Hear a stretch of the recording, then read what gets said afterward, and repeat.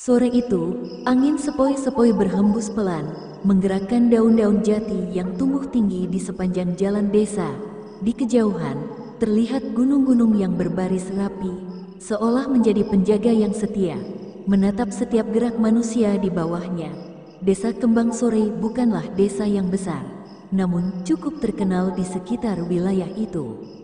Desa ini terletak di lereng bukit yang tampak damai, dengan sawah menghijau yang terbentang luas hingga mata memandang. Di luar hari-hari biasa, semuanya tampak seperti kehidupan yang ideal. Anak-anak berlari riang di jalan-jalan berdebu, wanita-wanita setempat sibuk menumbuk padi, dan para pria bekerja keras di ladang mereka. Rumah-rumah kecil berdinding bambu, atap ijuk yang masih terawat rapi, membentuk pemandangan yang nyaman dan akrab. Jika dilihat sepintas, tak ada yang tampak mencurigakan di desa ini. Namun, ketika malam datang, desa ini berubah. Tidak ada suara bising seperti di kota besar. Hanya ada suara jangkrik dan desiran angin malam yang menembus daun kelapa. Keheningan yang terasa penuh, seolah ada sesuatu yang terpendam jauh di dalam tanah, menunggu untuk bangkit. Warga desa Kembang Sore tahu betul bahwa ada sesuatu yang tidak bisa mereka jelaskan, sesuatu yang jarang sekali mereka bicarakan secara terbuka. Ada sesuatu yang tersembunyi di balik kehidupan mereka yang sederhana. Mereka sering mendengar cerita dari mulut ke mulut, tetapi lebih sering memilih untuk diam. Karena, siapa yang berani menantang ketenangan desa mereka? Disinilah kisah ini dimulai. Pak Wiryo adalah seorang petani sederhana yang hidup di desa Kembang Sore, suami dari Bu Sari, dan ayah dari dua anak, Bimo yang masih remaja dan Dewi yang baru berusia 6 tahun. Keluarga ini hidup dalam keterbatasan, seperti banyak keluarga lain di desa itu. Mereka tinggal di sebuah rumah bambu kecil yang terletak di ujung desa, dekat dengan hutan lebat yang jarang dijamah oleh orang lain. Pak Wiryo, meskipun seorang yang baik hati, tampaknya selalu merasa ada sesuatu yang kurang dalam hidupnya. Sejak muda, ia berusaha sekuat tenaga untuk memberi kehidupan yang lebih baik bagi keluarganya. Namun, penghasilan dari bertani tak cukup untuk memenuhi kebutuhan sehari-hari, apalagi untuk biaya sekolah anaknya yang semakin mahal. Istrinya, Bu Sari, sering sakit-sakitan, dan mereka harus mengeluarkan banyak uang untuk pengobatannya. Warga desa tahu betul betapa kerasnya Pak Wiryo bekerja, tetapi penghasilannya tetap saja tidak pernah cukup. Ia merasa terjebak dalam kemiskinan, dan keputusasaan mulai merayap masuk ke dalam hatinya. Suatu hari, ketika Pak Wiryo sedang berjalan pulang dari ladang, ia melihat sekumpulan orang berkumpul di sebuah warung kopi, berbincang tentang hal-hal yang aneh. Mereka berbicara tentang pasar goib, sebuah pasar yang hanya muncul pada malam-malam tertentu, tepatnya malam Jumat Kliwon, saat bulan purnama menerangi seluruh desa. Pasar itu dikenal oleh beberapa orang yang memiliki pengetahuan lebih tentang dunia gaib, dan seringkali dikaitkan dengan transaksi mistis. Menurut cerita, siapapun yang datang ke pasar tersebut akan diberi kesempatan untuk mengubah nasib mereka. Namun, harga yang harus dibayar, menurut kabar yang beredar, sangatlah tinggi. Pak Wiryo mendengar cerita ini dengan penuh perhatian.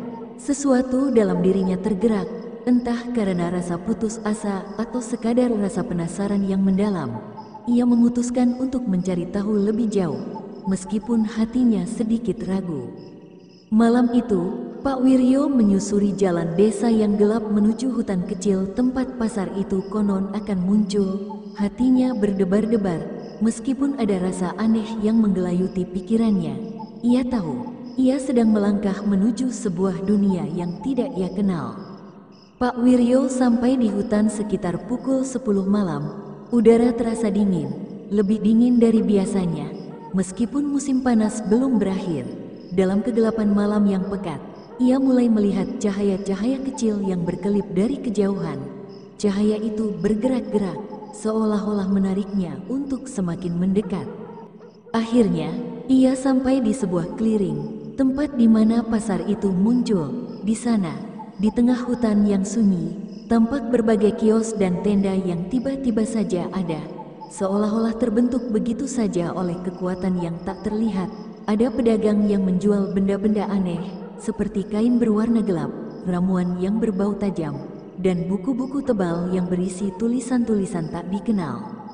Di tengah keramaian itu, Pak Wiryo melihat seorang lelaki tua yang duduk di sebuah meja kayu. Wajahnya keriput, matanya tajam, dan pakaian hitamnya tampak kontras dengan cahaya bulan yang memancar. Lelaki itu menatap Pak Wiryo dengan penuh perhatian, seolah-olah sudah lama menunggu kedatangannya. Tanpa berbicara, lelaki tua itu memberi isyarat kepada Pak Wiryo untuk mendekat. "Apa yang kamu inginkan?" tanya lelaki itu. Suaranya rendah dan serak, seperti suara dari lubang yang dalam. Pak Wiryo tidak langsung menjawab. Ia merasa ada sesuatu yang sangat aneh, namun juga seperti ada dorongan kuat dari dalam dirinya untuk mengajukan permintaan. "Aku ingin hidup lebih baik," jawab Pak Wiryo dengan suara yang bergetar. "Aku ingin keluargaku hidup tanpa kekurangan." Lelaki itu tersenyum tipis. "Itu tidak sulit." Kemudian, dia mengeluarkan sebuah kendi tanah liat yang terlihat tua. "Ambil ini, isi kendi ini dengan darah hidup, dan kamu akan mendapatkannya. Tapi ingat, ada harga yang harus dibayar. Semua ada akibatnya." Pak Wiryo memandang kendi itu dengan ragu. "Apa yang harus saya lakukan dengan ini?" "Jangan khawatir, tuyul-tuyulku akan datang, dan mereka akan membantumu. Namun, kamu harus tahu, mereka tidak bekerja tanpa harga.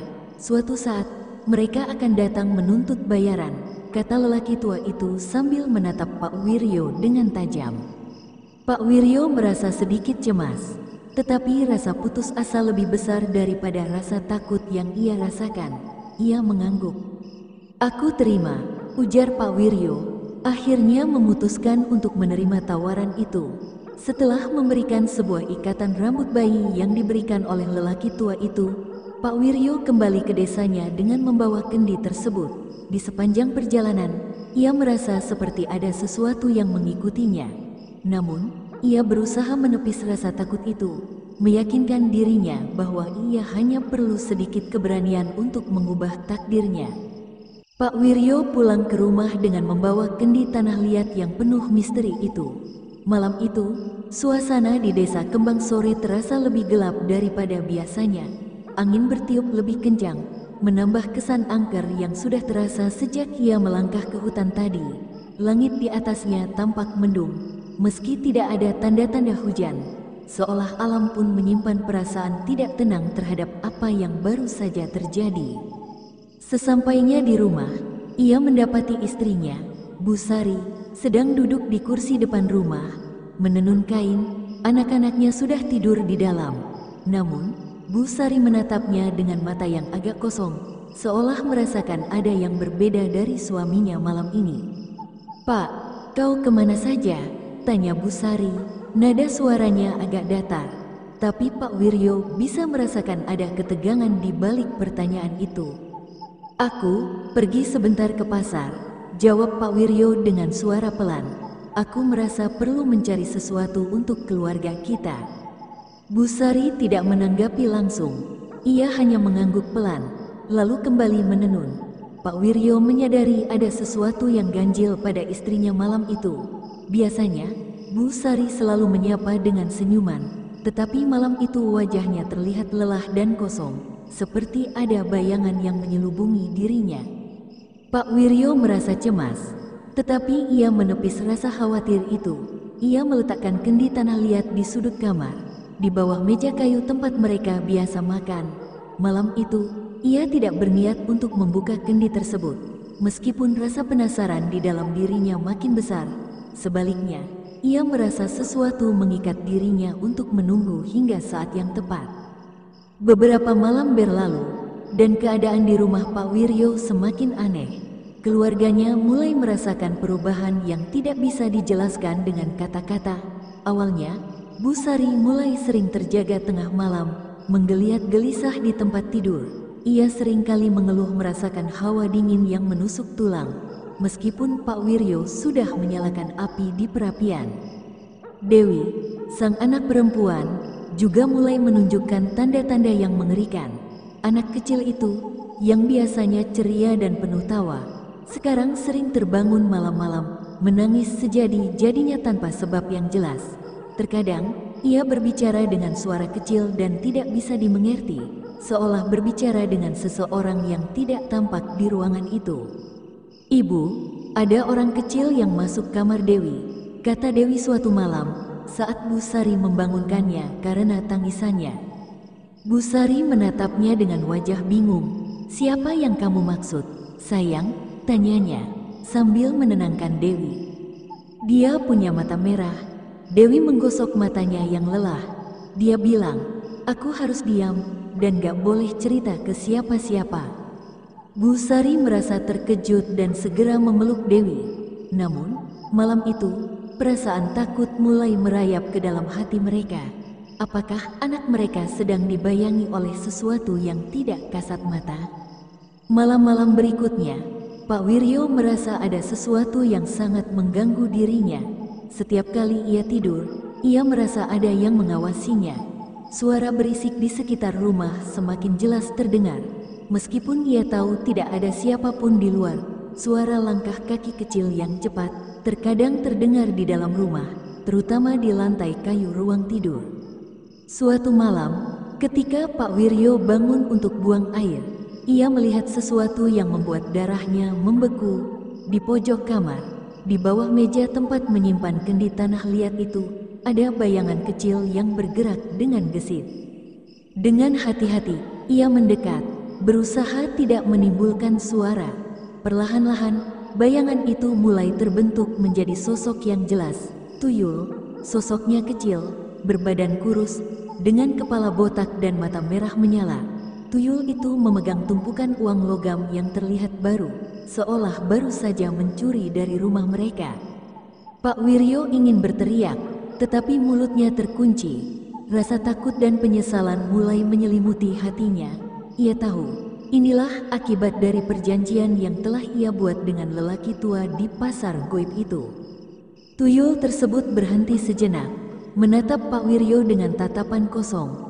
Kemudian, seperti mengetahui bahwa ia sedang diawasi, tuyul itu berlari menuju pintu, menghilang begitu cepat, seperti bayangan yang hilang ditelan malam. Pak Wiryo merasa panik, namun ia tahu, ini baru permulaan. Sejak saat itu, setiap malam, semakin banyak tuyul yang datang ke rumahnya. Mereka mencuri uang, makanan, bahkan perhiasan, tanpa bisa dilihat oleh mata manusia biasa. Namun, ada yang aneh, setiap kali tuyul-tuyul itu pergi, ada jejak kaki kecil yang tertinggal di lantai rumah mereka. Keadaan semakin buruk. Kehidupan Pak Wiryo yang semula tampak berubah menjadi lebih baik, mulai dihantui oleh rasa cemas yang tiada henti. Ia merasa ada sesuatu yang harus dibayar, sesuatu yang jauh lebih besar daripada yang bisa ia bayangkan. Malam-malamnya diisi dengan teror, suara cekikikan kecil yang datang dari luar rumah, suara pintu yang terbuka sendiri, dan kadang-kadang bau busuk yang menguar dari dalam rumah mereka. Suatu malam, setelah beberapa bulan melakukan ritual pesugihan, Pak Wiryo merasa puncak dari teror itu datang. Ia terbangun tengah malam, mendengar suara tawa kecil di dekat pintu kamar. Begitu ia membuka mata, matanya bertemu dengan ratusan pasang mata merah yang bersinar dalam kegelapan. Semua tuyul-tuyul itu berdiri mengelilingi tempat tidur mereka. Salah satu dari mereka, yang tampaknya lebih besar dan lebih kuat daripada yang lainnya, melangkah maju. Sosok ini berdiri tegap, berbadan gemuk dan berotot, menatap Pak Wiryo dengan ekspresi yang bisa dibilang marah. Tuyul itu membuka mulutnya yang lebar dan mengeluarkan suara rendah yang mengerikan. "Kau pikir kami hanya bekerja tanpa harga?" kata tuyul itu dengan suara bergema yang terasa seperti dari dunia lain. "Saatnya untuk membayar, Pak Wiryo." Pak Wiryo mencoba bangun dan berlari, namun tubuhnya terasa kaku. Seolah-olah kekuatan gaib menahannya di tempat. Ia melihat istrinya dan anak-anaknya yang juga terjaga, namun wajah mereka tampak kosong, seperti tidak lagi hidup sepenuhnya. Tuyul itu tersenyum, sebuah senyuman yang mengerikan, dan tiba-tiba ia menghilang, membawa serta bayangan-bayangannya yang gelap. Sejak malam itu, kehidupan Pak Wiryo berubah selamanya. Tidak ada lagi tidur yang tenang, tidak ada lagi waktu yang bisa ia nikmati bersama keluarganya. Rumah kecilnya yang dahulu menjadi tempat berlindung yang nyaman kini terasa seperti penjara yang penuh dengan ketakutan yang tak kunjung reda. Setiap malam, tuyul-tuyul datang. Mereka semakin banyak. Tidak hanya mencuri uang, mereka mulai mengganggu keluarga Pak Wiryo dengan cara yang jauh lebih menakutkan. Bu Sari, yang sebelumnya merasa ada sesuatu yang tidak beres, akhirnya mulai merasakan dengan jelas sesuatu yang asing sedang merasuki rumah mereka. Ia mulai terbangun setiap malam, merasakan hawa dingin yang menusuk tulang dan suara gemericik kecil di sudut ruangan. Tapi yang paling menakutkan adalah ketika ia merasa seolah-olah ada sesuatu yang menunggu di balik tirai kamar mereka. Anak-anak mereka, yang dulu ceria, kini terperangkap dalam dunia yang penuh dengan teror. Dewi, si kecil yang selalu riang, menjadi semakin pendiam. Ia hanya berbicara dalam bisikan yang tak dimengerti. Matanya sering kosong, menatap ke arah yang jauh, seolah melihat sesuatu yang tidak bisa dilihat oleh orang lain. Setiap kali Bu Sari bertanya, Dewi hanya menjawab, "Ada teman kecil yang datang, Ibu. Tapi Ibu jangan khawatir, dia baik." Tetapi Bu Sari tahu bahwa ini bukanlah teman biasa. Ia merasakan ada kehadiran yang gelap yang menghantui setiap sudut rumah mereka. Rasa takut itu semakin dalam, sampai akhirnya Bu Sari tidak bisa tidur sama sekali. Bahkan mulai melihat bayangan kecil yang bergerak di dinding saat malam tiba. Suatu malam, setelah 1 minggu penuh teror, Pak Wiryo akhirnya tidak tahan lagi. Ia terbangun tengah malam dan mendengar suara langkah kecil yang berlarian di sekitar rumah. Kakinya terasa berat, tubuhnya lelah, tetapi rasa takut itu membuatnya terjaga. Pak Wiryo memutuskan untuk melihat apa yang terjadi. Dengan hati-hati, ia berjalan menuju ruang depan, tempat yang biasanya lebih sunyi. Namun, saat ia membuka pintu, ia terkejut melihat ada sesuatu yang sangat mengerikan. Di atas lantai kayu, terlihat jejak-jejak kaki kecil yang basah dan berkilau. Jejak itu terlihat baru, seolah-olah ada seseorang yang baru saja berjalan di atasnya. Namun yang membuatnya semakin mengerikan adalah setiap jejak kaki itu, meskipun sangat kecil, tampak tercetak dalam darah. Pak Wiryo mencoba menahan napas.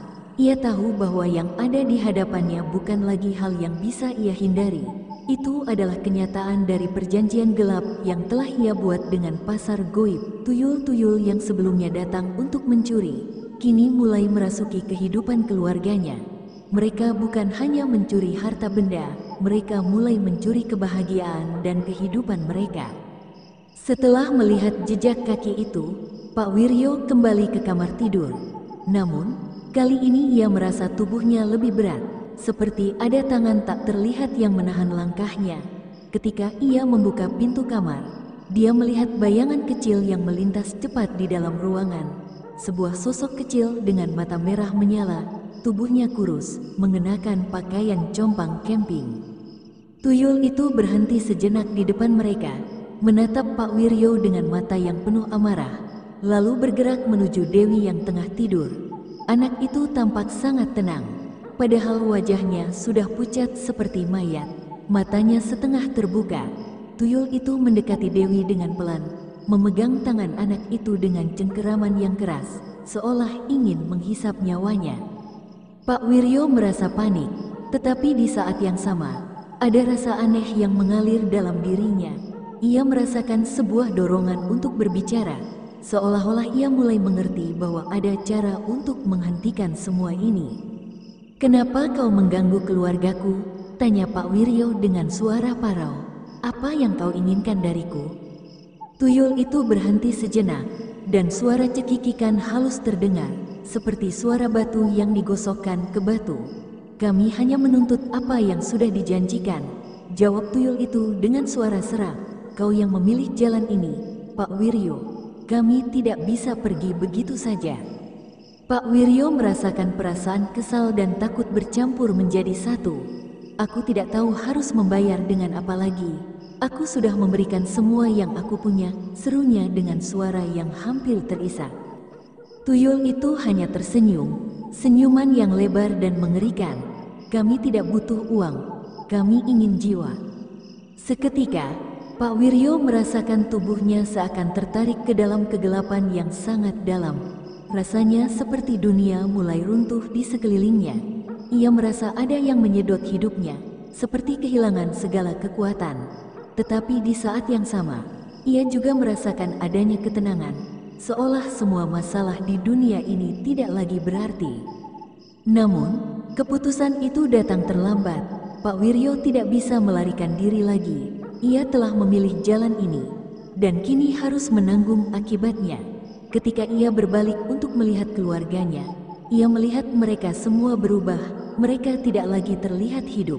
Mereka hanya bayangan, ilusi dari kehidupan yang dulu mereka miliki. Hari-hari setelah kejadian itu berjalan dengan cepat. Orang-orang desa mulai menyadari perubahan yang terjadi pada keluarga Pak Wiryo. Mereka melihat bahwa rumah Pak Wiryo kini kosong, pintu terkunci rapat, dan dari jendela rumahnya selalu terlihat bayangan-bayangan kecil yang bergerak di dalam. Pada malam hari, terdengar suara cekikikan yang datang dari rumah itu. Suara yang sangat jelas terdengar oleh setiap orang yang lewat. Namun, tidak ada yang berani mendekat. Mereka tahu, itu adalah suara tuyul. Dan mereka tahu juga bahwa Pak Wiryo kini telah menjadi bagian dari mereka. Suatu malam, ketika warga desa sedang berkumpul di warung kopi, mereka mendengar desas-desus yang aneh. Anak-anak yang baru lahir di desa Kembang Sore mulai terbangun di tengah malam, menangis dengan suara yang tidak wajar. Warga pun mulai mendapati bahwa ada jejak-jejak kaki kecil yang tampaknya berasal dari rumah Pak Wiryo yang menuju ke setiap rumah bayi di desa. Kehidupan di desa Kembang Sore kini terperangkap dalam bayangan yang tak bisa mereka lepaskan. Mereka yang pernah mendengar kisah ini tidak lagi berani berbicara tentangnya, dan mereka yang tidak pernah mendengarnya mulai merasakan kehadiran yang tidak bisa mereka jelaskan di tengah malam yang sunyi. Waktu terus berjalan, dan kehidupan di desa Kembang Sore semakin terasa semakin suram. Rumah Pak Wiryo, yang dahulu dipenuhi tawa dan kehangatan, kini berubah menjadi rumah yang terkutuk, seperti diliputi kabut gelap yang tak kunjung menghilang. Desa itu kini sering terbangun dengan suara tangisan bayi yang tidak wajar. Setiap malam, di sudut-sudut jalan, ada bayangan-bayangan kecil yang berlari cepat, menghilang begitu saja di kegelapan. Pak Wiryo merasakan penyesalan yang semakin mendalam. Namun, penyesalan itu datang terlambat. Ia telah terjerat dalam jaring-jaring yang dibuat oleh kekuatan yang tidak bisa dibendung, pesugihan tuyul yang mengikatnya dalam perjanjian gelap. Namun, semakin ia berusaha untuk keluar, semakin ia merasakan cengkeraman itu semakin kuat. Setiap usaha untuk mencari jalan keluar selalu berujung pada kegagalan. Setiap malam, ia merasa semakin dekat dengan kehancuran. Rasa takut yang tak terkatakan menghantuinya. Dia tidak bisa berlari dari bayangan tuyul-tuyul yang terus mengejarnya. Malam itu, Pak Wiryo tidak bisa tidur. Suara langkah kecil di luar rumah terdengar semakin jelas. Bayangan tuyul semakin banyak muncul di depan matanya. Mereka datang setiap malam, seolah semakin dekat dengan jiwanya. Ia memutuskan untuk berbicara dengan mereka. Mungkin masih ada cara untuk menghentikan semua ini.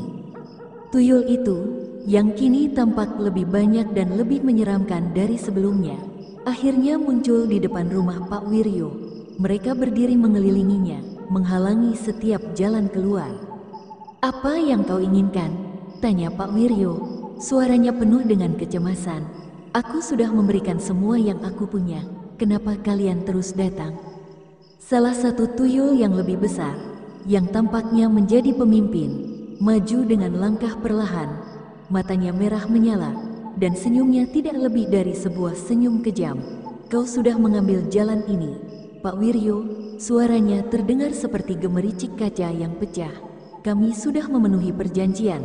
Sekarang, saatnya untuk membayar dengan lebih dari sekadar uang." Pak Wiryo berusaha mempertahankan kendali atas emosinya. Ia tahu bahwa ini adalah saat terakhirnya. Namun, ia tidak bisa membayangkan apa lagi yang bisa mereka ambil darinya. Semua yang ia miliki telah hancur. Tuyul itu menatapnya dengan tajam, dan dengan suara yang semakin dalam, ia berkata, "Kami ingin lebih dari sekadar benda, Pak Wiryo. Kami ingin jiwa, kau, keluarga, dan segala yang pernah kau cintai. Semuanya adalah bagian dari apa yang kami ambil. Saat kau mengundang kami, kau juga mengundang akhir untuk dirimu." Pak Wiryo mendengar suara gemuruh dalam dirinya. Tidak ada yang bisa menyelamatkannya. Tidak ada jalan keluar. Ia telah menjual jiwanya, dan kini saatnya untuk membayar harga yang sebenarnya. Malam itu, Pak Wiryo merasakan tubuhnya mulai berubah. Rasa dingin yang tak wajar mulai merasuk ke dalam darahnya, seperti ada sesuatu yang menyerap seluruh kekuatan hidupnya. Semakin lama, tubuhnya semakin terasa lemah. Bayangan tuyul yang berkerumun di sekelilingnya mulai berbisik, memanggil namanya dengan suara rendah yang bergema, seperti ada banyak suara yang saling bertindihan. Pak Wiryo ingin berteriak, tetapi suaranya terbungkam oleh suara tawa tuyul-tuyul yang makin keras. Semua ini adalah akhir.